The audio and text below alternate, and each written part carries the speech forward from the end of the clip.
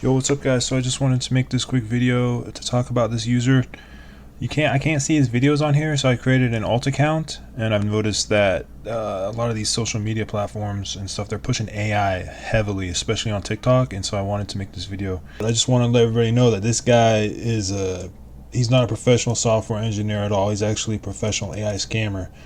And I did this video about 3 months ago, right? And he has a bunch of courses on here, $37, all the way up to I think 45 was the max.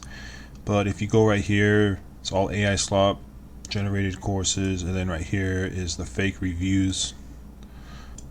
Yeah, these are the reviews right here that he had on there. And after I made this video, he removed all this stuff and now offers it for free, and he deleted his fake reviews.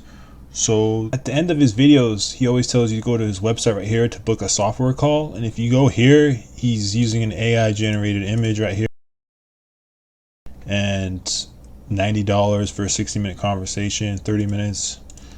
So I just want to make this video and warn everybody to stay away from these AI scammers. This is just another one. So yeah, thanks for watching everybody, and have a great day. Oh, I almost forgot, since I still if anybody's still here, let me show you this.